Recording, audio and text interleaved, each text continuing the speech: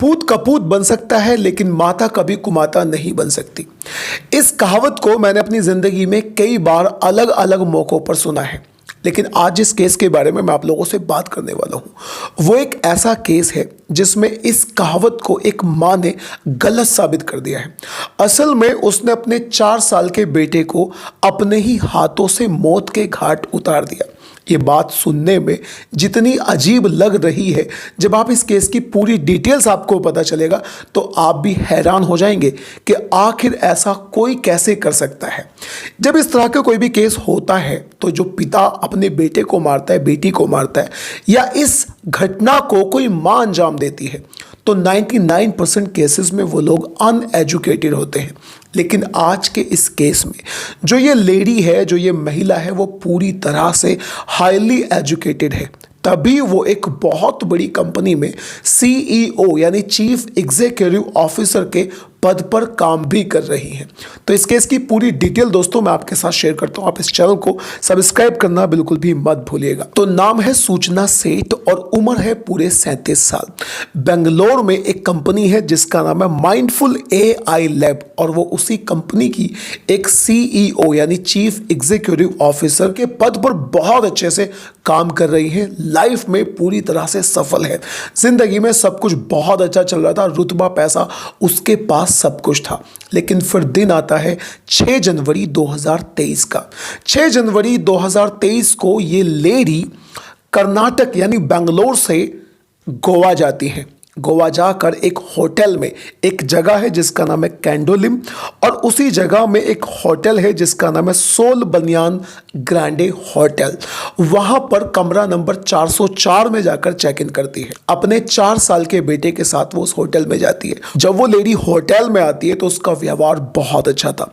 Hotel के जितने भी स्टाफ मेंबर से उसने बातचीत करी थी, सबसे बहुत अच्छे से बात कर रही थी और अपने बेटे के साथ भी उसका व्यवहार बहुत ही शानदार था। लेकिन फिर 7 जनवरी की शाम को वो होटल के स्टाफ के लोगों को अपने पास बुलाती है और उनसे बोलती है कि उसे बेंगलोर वापस जाना है और बेंगलोर जाने के लिए वो उसे एक टैक्सी हायर करके दे दे। होटल के जितना भी स्टाफ था वो उस लेडी से बोलता है कि अगर तुम बेंगलोर जाना चाहती हो तो फिर तुम्हें फ्लाइट से जाना चाहिए, क्योंकि अगर तुम टैक्सी लेकर जाओगी तो वो तुम्हें बहुत ज़्यादा महंगा पड़ेगा। इसके जवाब में वो लेडी सीधा सीधा बोलती है कि इस बात को मैं भी बहुत अच्छे से जानती हूँ कि वो मुझे महंगा पड़ेगा, लेकिन मुझे टैक्सी से ही जाना है।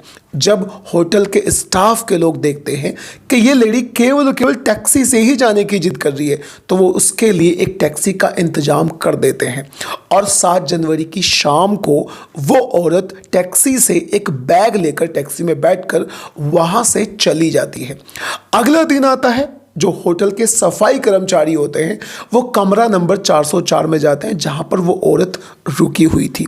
वहां जैसे ही कमरा खोलकर वो लोग अंदर जाते हैं तो उनकी आंखें फट जाती हैं, क्योंकि उनके सामने उस कमरे में खून के 2-4 धब्बे लगे हुए थे। अब वो लोग सीधा होटल के मैनेजर के पास जाते हैं और होटल का मैनेजर कैंडोलिम थाने में फ़ोन कर देता है। वहाँ से एक ऑफिसर जिनका नाम था नितिन वल्सन जी वहाँ पर आते हैं और सबसे पहले आकर कमरे को चेक करते हैं। उसके बाद में सीसीटीवी कैमरास को चेक करते हैं। तो सीसीटीवी कैमरा को चेक करने पर उन्हें एक बहुत ज़्यादा चौंकाने वाली बात का पता चलता है और वो बात थी कि जब वो लेडी आई थी तो अपने 4 साल के बेटे के साथ आई थी, लेकिन जब उसने चेकआउट किया था, जब वो होटल को छोड़कर गई थी तो उसके पास केवल एक बड़ा सा बैग था, अपना बेटा उसके पास नहीं था। नितिन वल्सन वो पुलिस ऑफिसर अब पूरी तरह से शक करने लगते हैं और उनकी समझ में ये नहीं आ रहा था कि आखिर उसका 4 साल का बेटा कहाँ गायब हो गया। अब वो सीधा उस टैक्सी के ड्राइवर से कांटेक्ट करते हैं, उससे बोलते हैं कि सूचना सेठ से हमारी बात करवाओ, उस लेडी से हमारी बात करवाओ। अब वो लेडी उन लोगों से बातचीत करती है। पुलिस वालों का केवल एक ही क्वेश्चन था और वो था कि जिस बेटे के साथ तुमने होटल में चेक इन किया था, चेकआउट करते वक्त तुम्हारे पास वो बेटा क्यों नहीं था? आखिर तुम्हारा 4 साल का बेटा जो तुम्हारे साथ आया था, वेयर इज ही? जिसके जवाब में सूचना सेठ उन लोगों से बोलती है। वो उनसे बताती है कि गोवा में एक जगह है फतोरदा, और उसी फतोरदा में उसने अपने बेटे को अपने दोस्त के यहाँ पर छोड़ा है। अब पुलिस वाले जब उसके पास जाते हैं, उसके दोस्त के पास जाते हैं, तो पता चलता है कि जो एड्रेस उसने दिया है वो पूरी तरह से फेक एड्रेस है, वो एड्रेस रियल है ही नहीं। अब पुलिस वालों को पूरी तरह से सूचना सेठ पर शक हो गया था। अब पुलिस वाले कैब ड्राइवर से बोलते हैं कि अब तुम एक काम करो, तुम्हारे रास्ते में जो भी नज़दीकी पुलिस स्टेशन पड़े, जो भी तुम्हारे रास्ते में पुलिस स्टेशन आए, तुम सीधा अपनी गाड़ी को लेकर उस पुलिस स्टेशन में चले जाओ। अब यहां पर जब पुलिस वाले उस कैब ड्राइवर से बातचीत कर रहे थे तो उन्होंने एक भाषा में बातचीत करी थी जिसका नाम है कोंकणी भाषा। असल में ये भाषा गोवा में ही बोलती है। उन्होंने इस भाषा में इसलिए बात करी ताकि सूचना सेठ को कैब ड्राइवर और पुलिस के बीच में हुई बात बिल्कुल भी समझ में ना आए। रास्ते में एक जगह पड़ती है जिसका नाम था चित्रदुर्ग, और वहीं पर एक थाना था अमंगला थाना। उस थाने में जाकर कैब ड्राइवर सीधा सीधा अपनी टैक्सी को छोड़ देता है, और उस थाने में से एक इंस्पेक्टर बाहर निकल कर आता है और वो उस लेडी से बोलता है, यानी सूचना सेठ से बोलता है कि एक्सक्यूज़ मी मैम, हम आपकी गाड़ी को चेक करना चाहते हैं, इसकी एक बार तलाशी लेना चाहते हैं। अब यहाँ पर सूचना सेठ कुछ भी नहीं कर पाई, कुछ भी नहीं बोल पाई। लोग जाते हैं, यानी इंस्पेक्टर जाता है, गाड़ी की डिग्गी खोलता है, और जैसे ही गाड़ी की डिग्गी खोलता है उसके अंदर उसे एक बैग मिलता है। उस बैग को खोलने के बाद उसकी आंखें फट जाती है, क्योंकि उसी बैग में 4 साल का बेटा मृत पड़ा हुआ था, यानी उसकी डेड बॉडी पड़ी हुई थी। उसके शरीर पर खून के कई सारे धब्बे थे। अब सूचना सेठ से पूछा जाता है कि ये कौन है, तो सूचना सेठ रोने लगती है। वो बोलती है कि यही मेरा 4 साल का बेटा है। लेकिन सवाल ये था कि सूचना सेठ ने अपने 4 साल के मासूम बेटे को अपने ही हाथों से क्यों मार डाला।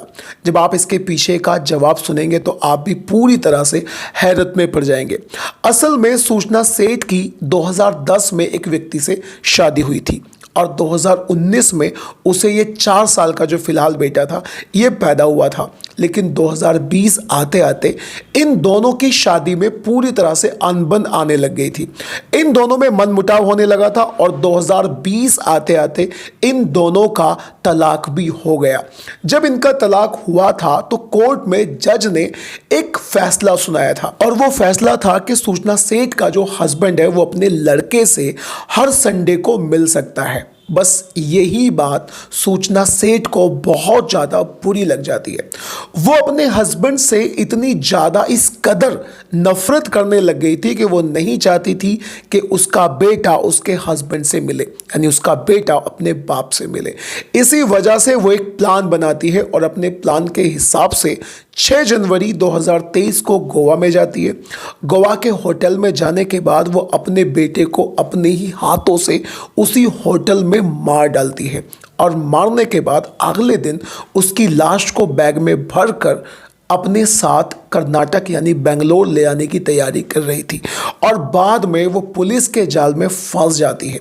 लेकिन दोस्तों सवाल ये उठता है कि क्या एक औरत अपने पति से इस कदर नफरत कर सकती है कि वो केवल इस चक्कर में, इसलिए कि उसका बेटा उसके पति से ना मिल सके, अपने बेटे की ही हत्या कर दे। आप इस केस के बारे में क्या कहना चाहते हैं मुझे ज़रूर बताइएगा कमेंट सेक्शन में। और अगर बात करें इस लेडी के बारे में, तो इस लेडी ने कोलकाता के भवानीपुर एजुकेशन सोसाइटी कॉलेज से अपनी ग्रेजुएशन की थी, यानी बीएससी में फिजिक्स से बीएससी की थी, और उसके बाद में कलकत्ता से एमएससी की थी फिजिक्स में ही। और ये फिलहाल के समय पर बेंगलोर में जो माइंडफुल एआई लैब है उसकी एक सीईओ है। It means that she is an educated lady. अब क्या कहेंगे आप इस केस के बारे में, please tell me in the comment section. और दोस्तों अगर आपको क्राइम स्टोरी सुनना अच्छा लगता है तो डू सब्सक्राइब टू दिस